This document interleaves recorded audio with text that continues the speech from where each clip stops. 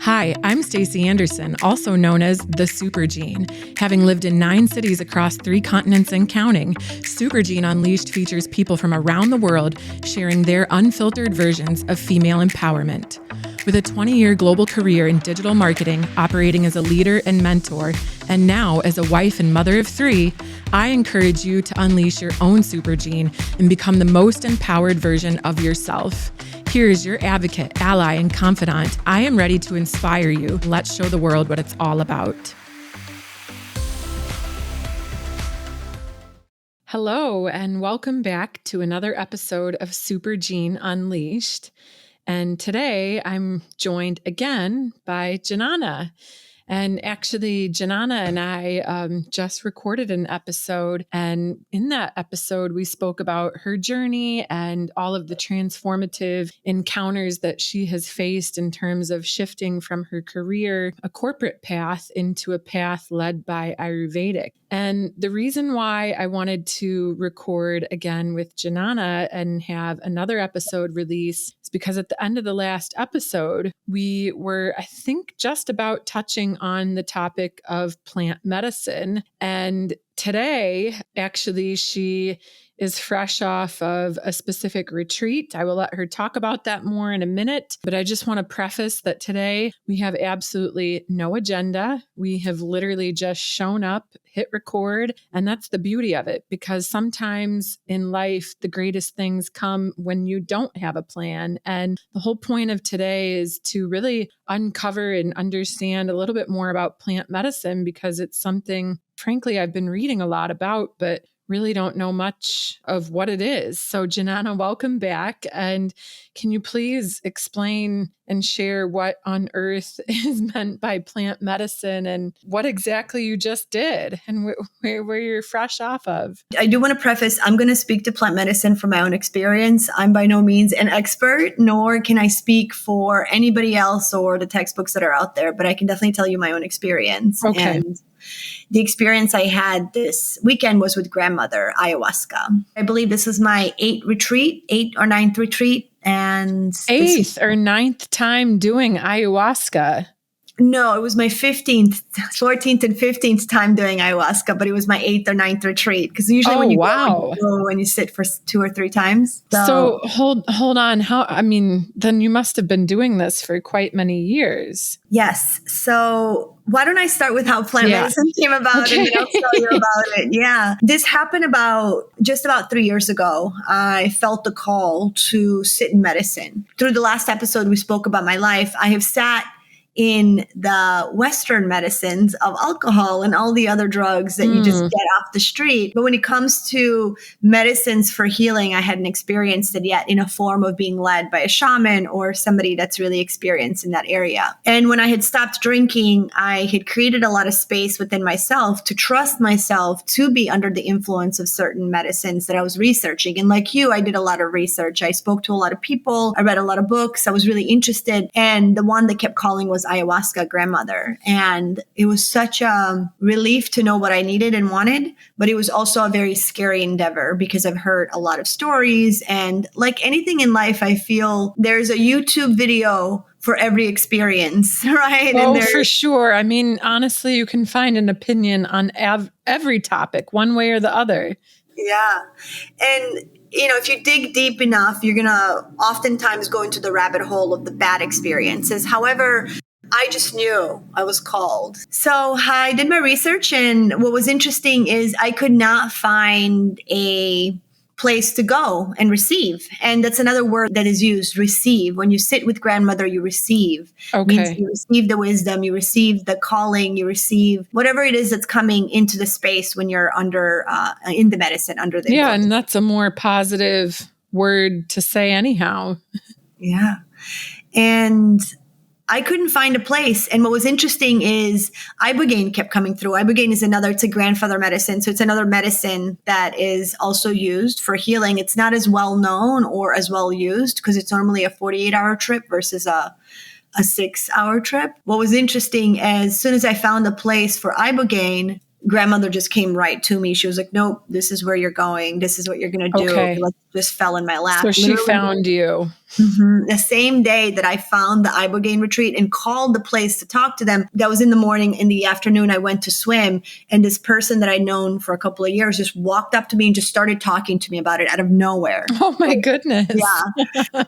And I just looked up and I was like, what's the retreat? And they like gave me all the information, and I right away got in touch with them. It was like a perfect fit. Anyway, so I found this retreat, and I've experienced a grandmother in the States, in South America, and it was absolutely beautiful. And I just knew that this trip needed to happen for me this past weekend. And the reason I was called to sit is there was a blockage of unworthiness that I was accessing, but I couldn't put my finger on it. Well, how did you know that you had this blockage? Just your inner knowing and intuition? Yeah, it was, I kept dipping into the space of, people might call it depression, but what I really kept dipping was into this space of lack, into this space of lack of inspiration. I kept hitting blocks of what I was trying to move forward, and I couldn't figure out what was blocking me, right? I left corporate. I was taking care of my body. I was creating videos and everything I needed for my business, but it started to come from a place of lack versus a place of abundance. And I started to recognize that because I'm really sensitive to how my body moves. If there is something that I don't want to do and I'm forcing myself to do it, I start to tap into that. And I was starting to recognize more of that space versus the want of to be there, the want to present myself, the want to share. I really dipped into my meditations. I dipped into isolating myself. I dipped into sitting with myself, and I couldn't get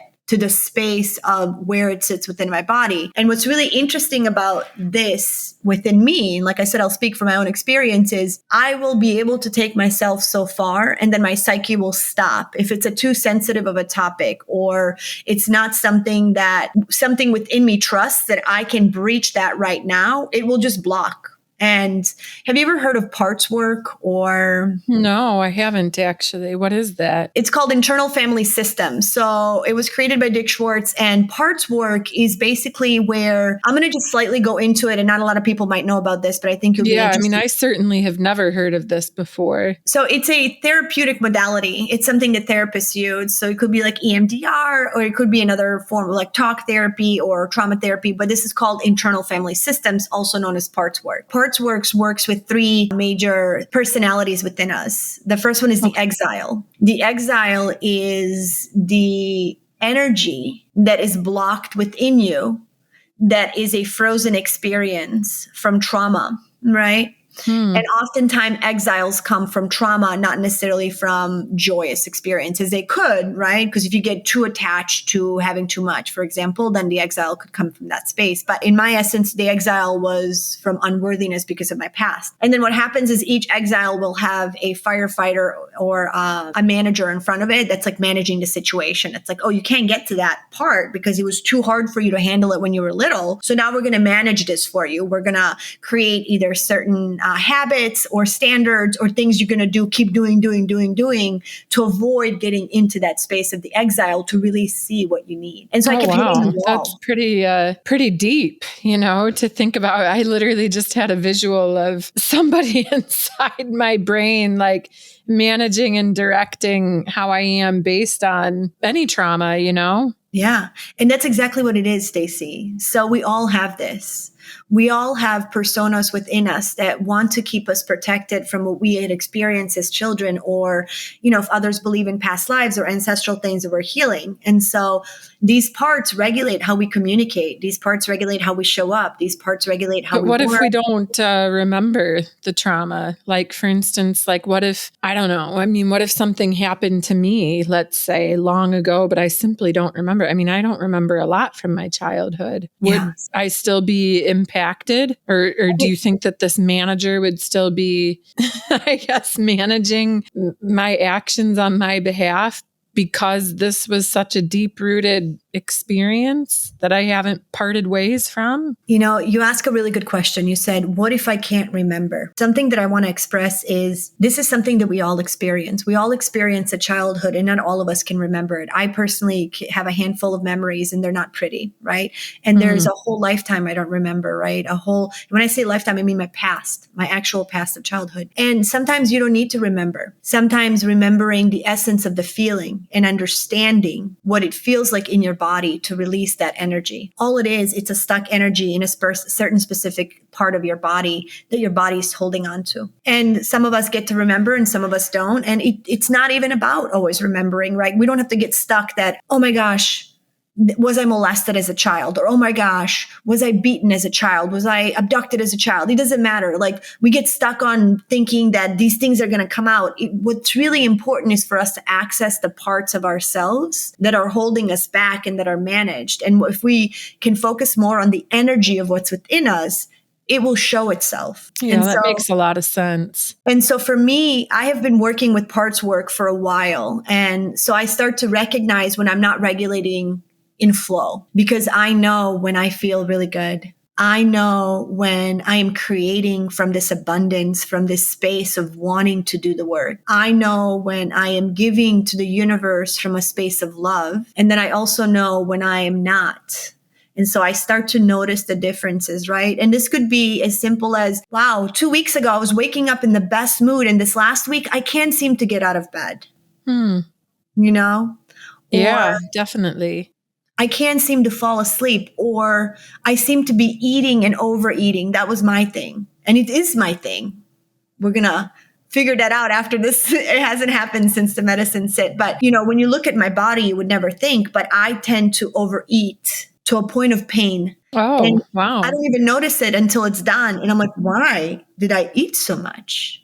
Right? The other is sugar. And so I've noticed these things. And so I knew I had hit a block. Wow. I mean, that's pretty incredible. It really shows that you're super in touch with yourself. But back to, so the ayahuasca, how long has it been since the last time that you did it? So I did it in January. I was in Peru. Okay.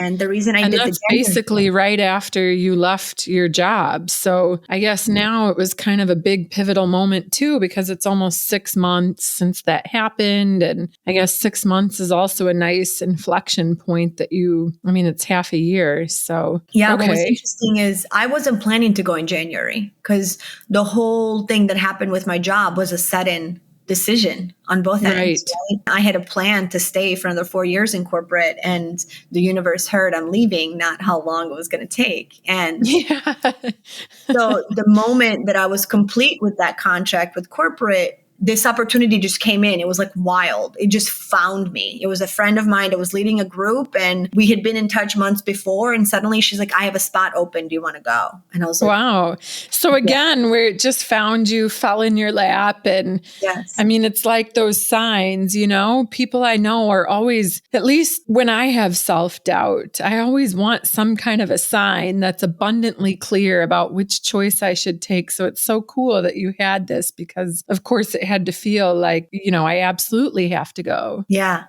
It fell in my lap. Peru was interesting. I went to Peru for this sit in January, and that one whooped my butt. It was like, you're in the middle of the jungle for 10 days. And I decided to do a 4-day fast, 3-day dry water fast. And so basically that's where I didn't eat for 4 days, and 3 of it, I didn't drink water at all. After my God, I can't even imagine. I mean, obviously I'm pregnant right now, so I'm like hungry all the time. But even when I'm not, I always have admired those people that can fast like that. I don't know if I could do it. Did you feel, I don't know, did you really get a lot of like mental clarity? Because they say specifically when you do this kind of a fast like you described, they say that the mental clarity, once you get over this particular hump of, I guess, the blood sugar crashing or whatever it does, that the clarity is just incredible. Yeah. What's interesting is in the first day, you start to notice where the mind is playing tricks, where the mind is saying what you need versus what the body needs. And for me, in the second days, when I started to tune into the body, and I was like, am I really hungry?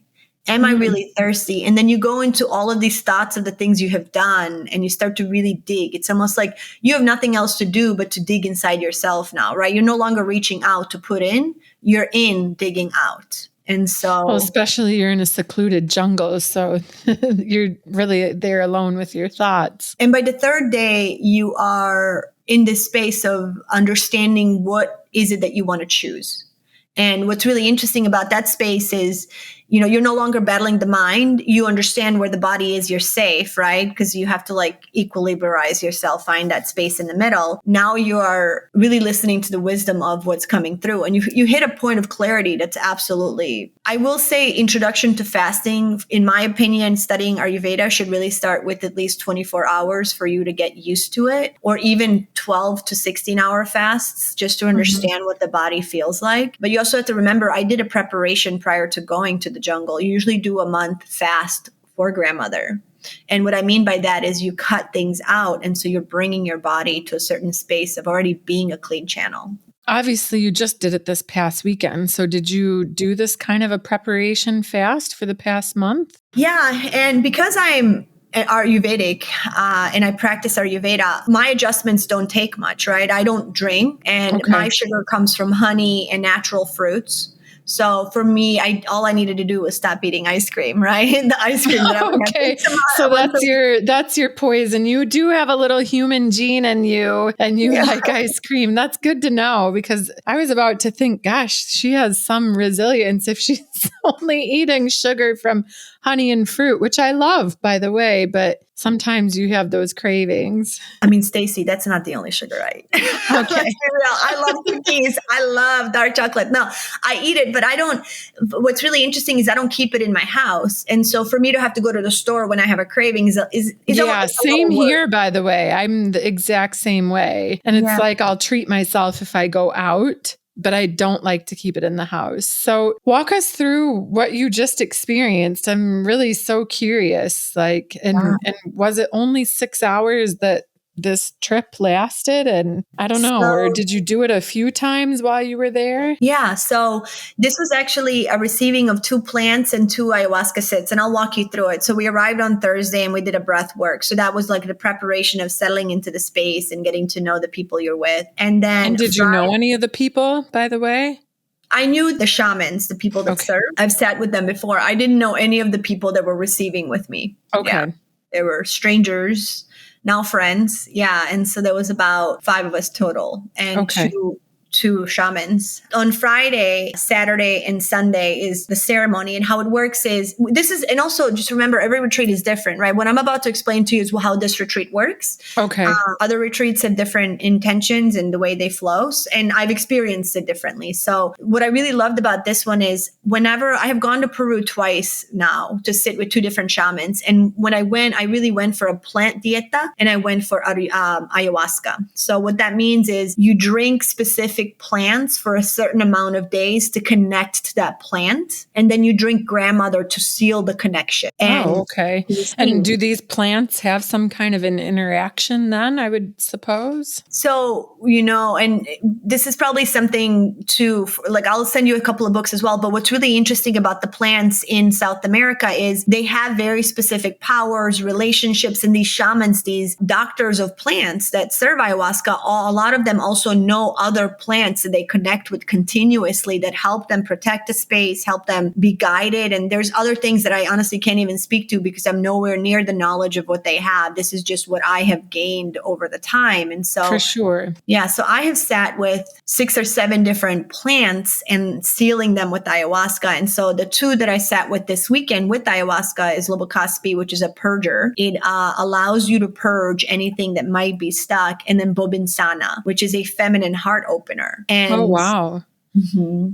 That sounds pretty. It's beautiful. And the way that we were receiving the plants is each morning, Friday morning and Saturday morning, we were doing purges. Now, what I'm about to explain to you might sound really painful and like, why would you do that to yourself? But just go along and I'll I'm ready. Lay it on me.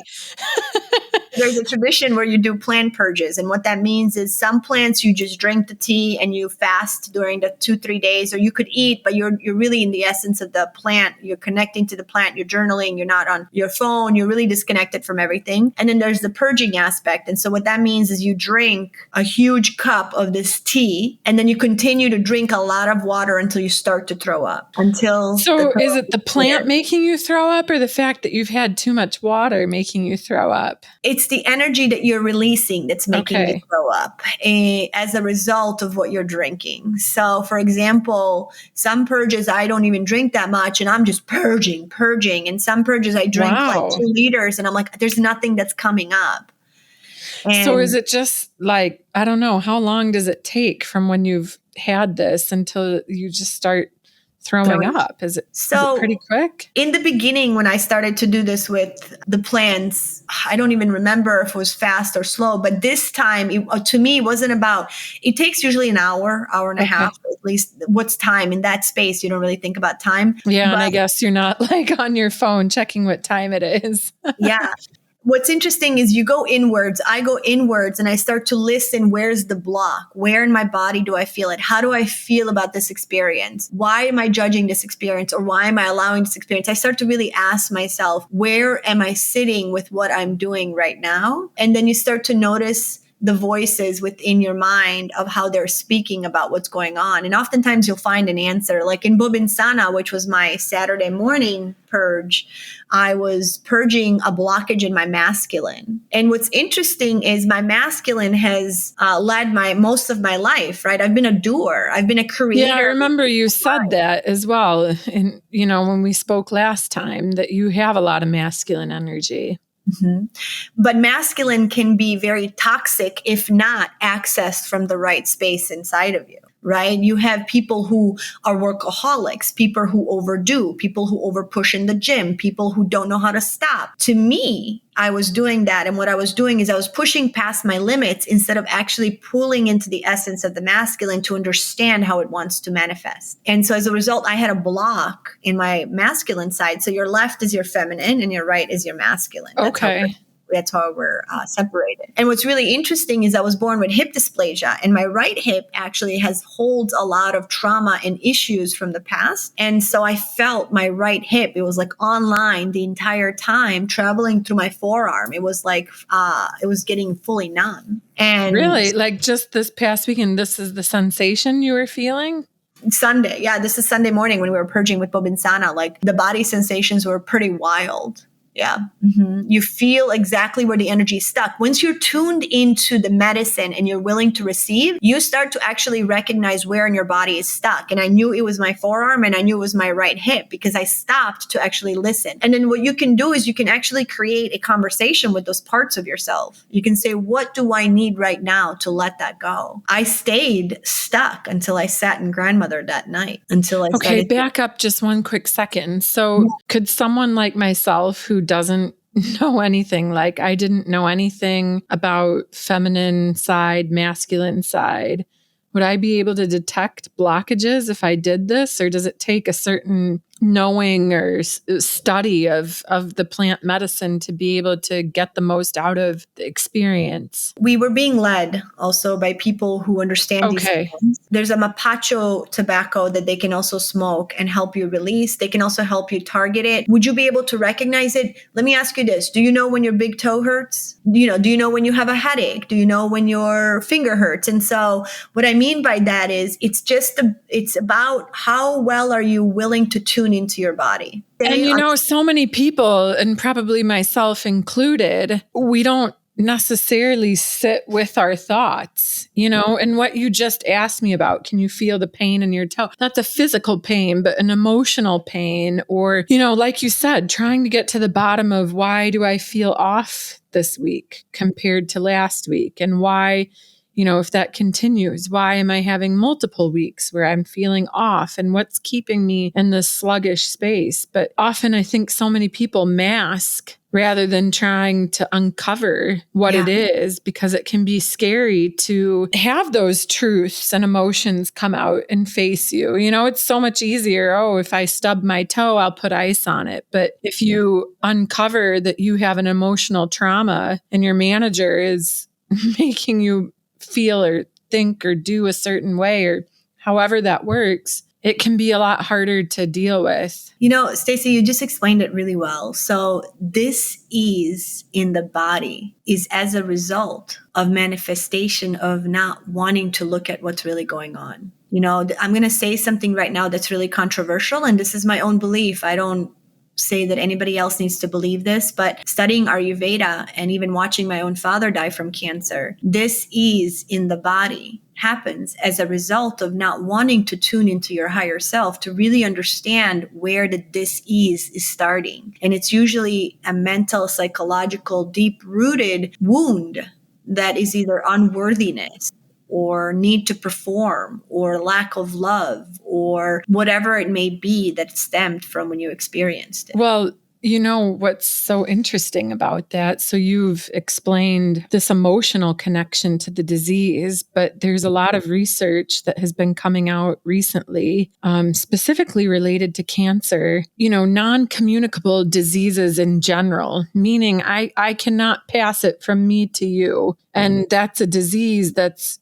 originating and manifesting in my body. And there's a lot of information about it because the amount of disease that we're seeing, of non-communicable diseases and people dying from these, it's at an all-time high. And we didn't have these kind of numbers 50 years ago even. And actually, there's a lot of studies that are pointing to environment and stress. Even during COVID, I think one of the top indicators, I think it was the second indicator for death related to COVID, was actually stress. And so I think that there's, in a positive way, there's a bit of an awakening happening with society, with gaining access to this information. And specifically with cancer, I've heard some people who are much more knowledgeable within, studying holistic health talk about how you might have like a gene expression for that cancer, right? Like we have the possibility to have,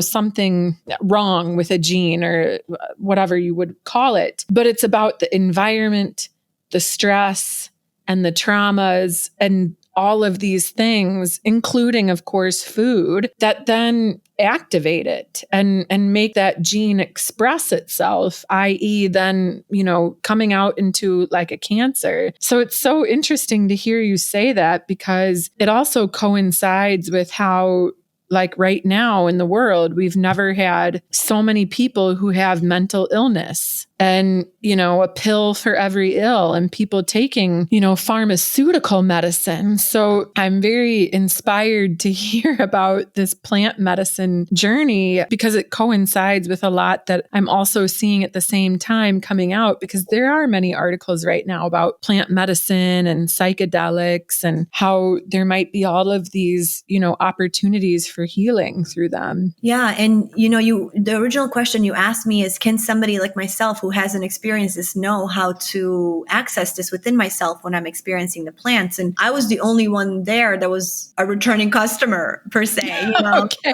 Everybody Yeah. else was brand new. And the answer is yes. And my answer is this is the way to inner self. This is the way to discovery of who you are and what you need. Studying Ayurveda, I started studying Ayurveda before I started to experiment in plant medicine. And what was interesting is once I started to clear the channel, I started to be able to listen and hear and acknowledge what was going on. And it was through that ability that I started to call in other things to help me without even knowing, right? And then it just started to arrive. And so I would encourage anybody that's listening to this, even yourself, when you're ready, experience this. It's absolutely phenomenal. It is one of those things where I was in this purge, I was stuck, and I was clearing my masculine. And when I sat in gratitude grandmother in ayahuasca that evening, my experience is usually 8 to 10 hours I'm in the medicine. Normally they say it lasts 6 hours. It could be anything, right? It could be in the 4 hours. ayahuasca. And what's really interesting is, like, I brought a friend one weekend, one time when we went, and he didn't experience anything. And so it's everybody's different. For me, I'm very sensitive. Like, I do 1 cup. So what you do is you take cups of the medicine. It's a liquid, thick Does tea. it taste good? No. Okay. Sorry, grandmother. No, I'm glad that you're being honest. And then the other question I have is, do you feel messed up? Obviously, like, for instance, when you an easy, relatable substance, I guess, is alcohol. You start to have a few drinks, you feel a bit woo-woo or woozy or tipsy or whatever. Do you feel different when you take this? Yes. Okay. So you go into, I call it channeling.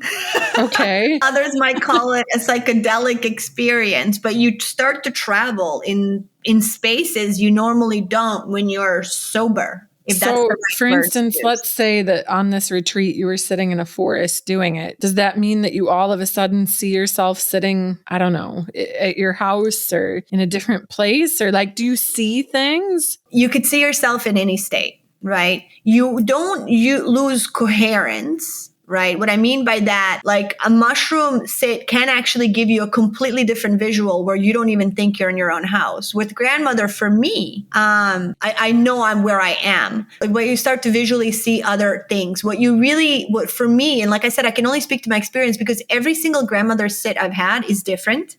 Okay. And everybody's experience is different, right? For me, what it does is it gives me visuals.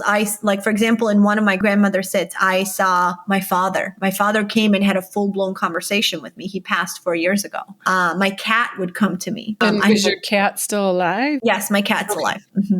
And what's interesting about Buddha is... But did they look like they were in front of you, how we are now? Sometimes I feel their essence and I know it's them, and I'll have a plumbo conversation. Sometimes I can physically see them. Okay. Yeah, right next to me. So it really depends. The energy of sensing, you don't necessarily need your sight. You just know. And so, like, my grandmothers have come to me. I've had ancestors that I don't even know, not even from this lifetime, that have come to me, and guides. And so are you, your question was, like, do you see things? Yes. And I'm so sensitive to the medicine that sometimes I'll, like, travel into the skies, and sometimes I'll travel deep into the woods, and sometimes I'll travel deep within myself. And what does that look like? Oftentimes I'll go inwards. And so I'll just close my eyes for a second because there's a visual that's coming online. And basically for me, it's usually the vast space of the womb. And so if you think about the womb where the child or the infant or the fetus is created, it's a moist, dark space, right? It's a space that's created in this life form that's almost like when you take a seed and stick it in dirt. It's the same. I guess that's a very good conjecture to draw. And so I go into that.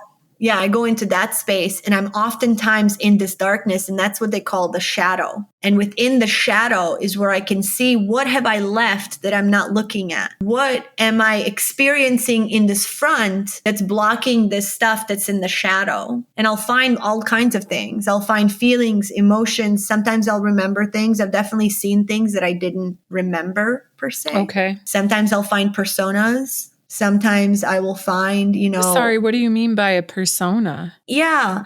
Your persona or someone else's? Both. Okay. So one thing you have to understand, and this is going to get a little woo-woo. So for anybody, that's listening to this, just bear with me because this is my experience. When you and I converse and when you and I interact, we're sharing energy. Okay. We're literally sharing energy. Even though right now we're not sharing a space, we're sharing energy.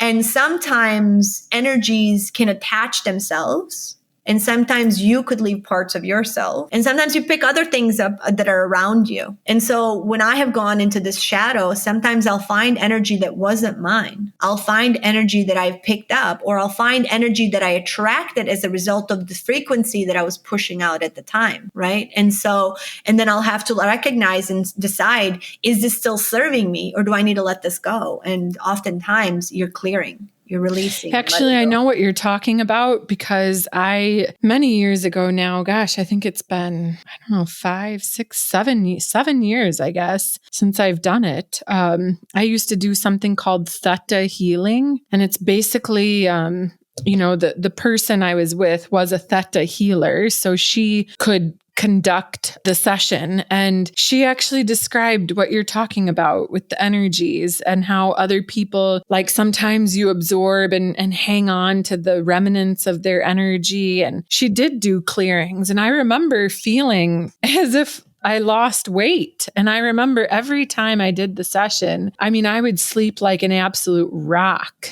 that night. Because I was always doing it after work and it was a couple of hours. She spent longer with me. I just remember that I slept so deeply. And yeah, she would talk about that as well. She told me, I think that I should take a saltwater shower or something after our sessions as well. Saltwater bath. Do you want to speak about that experience? Because I think it's important for people to hear that. I would love to hear it, to be honest. Well, for me, so let me just back up for a second. I do believe in a higher power. I was raised in a very religious family that is Roman Catholic. And for me, I do believe in a higher power. I believe in energy. But the problem that I've had with religion is I don't like the divide that exists between different religions. Because for me, I believe that one should be a good person and that like God is love. And if God is love, then God is not going to judge based on your religious affiliation. It's about you being a good person. And so the point in time that I did theta healing, I was basically at a crossroads. I had been in a relationship. I had thought that this person was maybe going to be the man I was going to marry, though, to be honest with you, deep down, I knew that he wasn't it, but I wanted it to be it because I wanted the partnership so bad. The reason why I'm bringing that up is because my parents had been to Dubai to visit me. And that was the last time I saw my father living. And my father met this man, gave him, his blessing. To be honest, I think that my dad knew he was in his final days. And when I said goodbye to him at the airport, I knew it too. It was like, as soon as I said goodbye, I just felt, I just bust into complete tears out of nowhere. And so I needed something to kind of help manage all of this. And instead of going to see a therapist, I was introduced to a friend of a friend, and she is a theta healer. She also studied Reiki. She was actually kind of facing something similar where she had just recently lost her dad. And so I did a session with her, and then I did multiple sessions with her. And a lot of it was kind of tapping into what you've touched on today, which is uncovering blocks and different traumas and different things that maybe are making you think a certain way or view the world or events in a certain way. And so it's kind of funny that, our modalities are different, but maybe I can't say the results are the same because we're two different people, but I guess maybe what each of us have gotten out of it. What really made me kind of believe in this healing was one session that we did. She connected to my dad, and she gave a message from him to me. And that message, first of all, she was not a native English speaker. Okay, so English was not her first language. And the way that she said what she said was something that, only really a native English speaker would say that. And it really sounded like my dad, like the particular phrase. And so that just made me feel like, gosh, maybe this is real. The outcome of all these sessions for me was I really gained a lot of self-confidence. I gained a lot of self-worth, meaning that I felt good enough. And I think that energy then is what allowed me to attract my now husband. And actually, she even called that too, that I would meet him. And she even said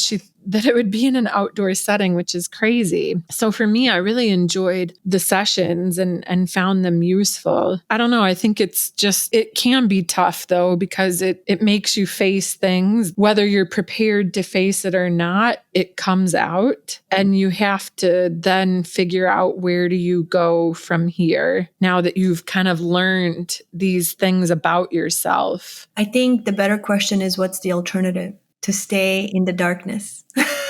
Yeah, but many people do that. And I think many people sadly don't uncover those truths. And that's probably why, like, for instance, I'm sure you've heard the thing where like the universe keeps throwing the same lesson at you if you don't learn it. Yeah, it's the cycle of repeating the lesson until you look at the lesson for what it is. And for me, I was in that loop. I was continuously attracting the same type of man. I was attracting the same type of behavior from people. I was attracting the same type of friends. And he wasn't feeding me the way that I wanted to, and I couldn't understand why. And so for me, the biggest question is how authentic do you want to be to yourself? How much do you want to show up in the energy that resonates to where it feels good and truly feels good, not it looks good, right? Are you performing for others? Are you people pleasing? Are you accumulating things because you feel unsafe? Are you looking outward instead of inward? These are all the things that I've been asking myself for years now, which is why my life now is where I am. Like, I left corporate. I am leaving the home I live in right now. And in June 30th, I'm moving to Thailand. I'm leaving everything. Right. And some might look at this and be like, oh, she's moving to Thailand because she just wants to have fun. And like, well, if you think I'm going to have fun, you're a fool. Well, you probably will have fun though. You want to move. Yeah, but I it's will. so true about facing that reality and, what is the alternative. And I think that, I guess, coming on the other side of these self-discoveries in the people that I've met who have had the courage to face these moments and use this as a vehicle to better themselves, as scary as it can be, because of course we all have our comfort zone and we all have, this idea of what things should be. So leaving that is definitely scary, but it's encouraging to hear everyone who does take that leap, they don't regret it. Yeah. I mean, honestly, my life since December has been nothing but my own. And for the first time in my life, I wake up and I determine what I'm going to do, how I'm going to do it, when I'm going to do it, where before it was very automated based on what I thought I needed to do to be safe. Yeah. And first time I'm able to understand where in my body do I feel the discomfort and to actually slow down enough to listen to the wisdom that's coming through. By the way, thank you for sharing your story. That was beautiful. And what you shared is exactly what I was talking about, the energy that's within us that you can feel, that you share with others. Because if you really, for me, I believe that we're all one, right? It's through each other, right? Through myself, I can help you. I can't help you if I'm not helping myself. And because we are one, and this energy, because it's shared, tends to accumulate in this shadow space of each one of us. And so you have to go in and clean house. You have to go in and recognize where the work needs to be done. And that's exactly what grandmother does for me. And with I never say I'm complete, because when she calls back, I will answer the prayer, the call. But for right now, I have received what I need to be able to go forth for the next year and do what I need to do. And it definitely gives you more credibility as a coach and through your business venture, especially to show that you're continuously practicing what you preach, making sure that you are in the right place to be able to show up for your clients and help guide them on this path. So I just want to quickly turn back to the weekend, and coming off of the weekend, how do you feel and what are some of the main messages that you have that you're taking with you as you move forward? The biggest work for me that I uncovered was the unworthiness wound, which I was aware of, but I didn't realize how deep it really was, right? I thought, well, if you follow the routine and you do all the things to help yourself, everything is going to clear out. And what I really recognized was there was a part of myself that still felt like it needed to perform. And what I mean by that is it needed to perform to be accepted and seen in order for me to know that I'm worthy and enough. And so coming off of the weekend, there was like this tenderness, this beautiful space of these little girls that I wasn't tending to, that were acting out because they weren't heard when I was little. They weren't acknowledged and loved the way I needed to be acknowledged and loved. And so I went inwards, and I'm even inwards right now. Like, besides me speaking to you and doing a couple of posts, I am very much spending time on my own and really reflecting on how can I nurture myself. And like you said earlier, everything that I teach to my clients, everything I bring forth, every module I build and anything that I record or put out, I do it from a place of having done it myself first. I don't speak to anything I haven't experienced, right? If I haven't studied it, experienced it, done it myself and understand it, I have no business being in it. Yeah. And what the experience of this weekend really brought forth was the importance of self-love, the importance of self-reflection, the importance of going inwards and allowing that space to open and to find the help when you need it. And to ask for that is completely okay, and not to feel like you're not enough, right? And to also be authentic and show up in all the emotions you have. And so what that means is a lot of us are afraid to be vulnerable and really say, hey, today, when we hung out, you really hurt me. What you said really triggered me. And I was just wondering if you could hold space for me to hear how I feel. It doesn't mean that it's yours, but this is how I feel. So I need to be heard. Imagine somebody having a conversation like that versus I've had enough, I'm done, and shuts the door. Right. Goodness. I mean, I'm just thinking about different scenarios in the work environment and how, my gosh, with office politics, if these types of practices were, upheld or enacted, what a different place it might be. And all of the infiltration of technology and AI and navigating that space. At the end of the day, we're human and there is that vulnerability. And it is true, oftentimes people don't intend to hurt somebody, or they might not intend for you to receive a message the way that you did. But it is important that if you feel it, to be able to address it with them. Now imagine that energy that gets to stick to you as a result of that experience. Yeah, exactly. Because it sticks to you. And then it's something that you basically, like as an individual, when you get hurt by something, okay, maybe you vent about it to your partner, your best friend, your mom, whoever. You call them up, you tell them, oh gosh, this happened and this is how I feel. And why did this person have to say that? And then you think you've released it, but it stays stuck.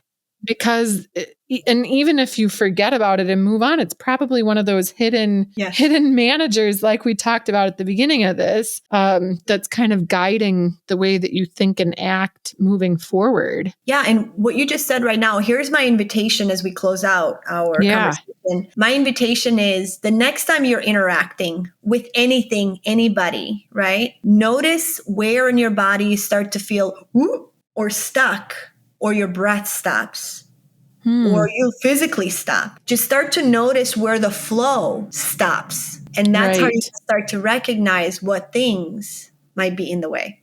Or even if your pulse gets higher, or you just start to feel something inside of you, a body change. For me, it's the impulse to grab and eat.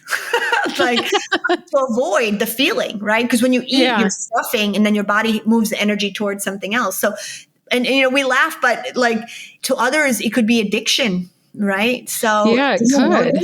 So what now? I know that we're coming to an end here. Like what happens from now? Yeah. So I've cleared a lot of space. I have gotten a lot of messages, a lot of connection, and my connection to the plants is stronger as a result. And, a lot happened that night. Like I could go into more detail, but it's such a vivid experience that I feel like unless you have sat in grandmother or you are there for the experience, it would be like watching somebody walk on the street under the influence, right? It just wouldn't make a lot of sense. But what now? I got the clarity that I needed. The fear of uprooting myself and restarting from scratch is gone. And I have this clarity of knowing that the way that I'm moving is exactly where I need to be. And that's what I was asking for. I was asking for guidance on how do I clear what I no longer need so that I can invite the abundance that I deserve and do need in order to bring my gift forth.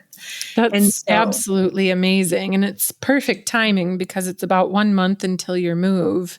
Yeah. So I'm sure that it must feel wonderful that you are ready to embark on this new chapter. I have one final question for you. And at the beginning of this conversation, you had talked about how before you ever sat with grandmother, how you were looking some things up. And we said that, you could find the worst of the worst on YouTube. I want positive. What would you tell somebody listening right now who is contemplating embarking on a plant medicine journey or who is about to go though, has signed up for one, maybe they're getting a little bit of cold feet or hesitation, what would you share with them so that they can have a positive takeaway? I would say everything is on the internet. You can find somebody's truth in any position, in any energy, right? They're going to either bash it or love it. My invitation to you is if you have curiosity about a specific thing, ask yourself why, and then take the knowledge that feeds the why in a positive way, right? I never watched YouTube videos on grandmother until afterwards because I was like, what are these people talking about bad experiences? But I did read books and articles. I literally went to the books that I knew were highly rated of people that have done enough grandmother to know the experience and to offer the knowledge. And there's a number of books I can recommend.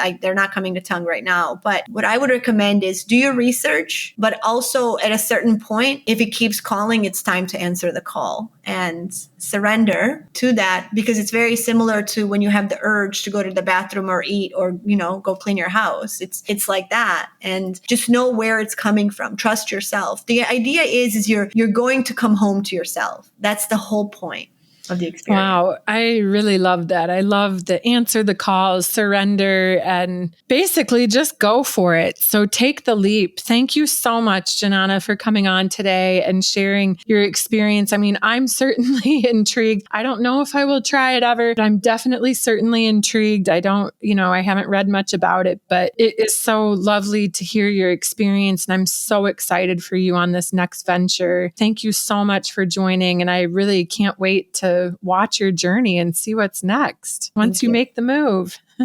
Thank you for having me. This is absolutely amazing and love the opportunity to share this. And I hope whoever listened to it takes it with a full heart and knows that if nothing, let my experience speak for it. It changed my life. Oh, amazing. Thank you so much. Thank you so much for tuning in today, and I hope you feel empowered from the episode. You can connect with me at supergeneunleashed.com and on Instagram at supergeneunleashed. Please share your thoughts, and I look forward to connecting with you. And until next time, keep on shining and showing the world your super gene.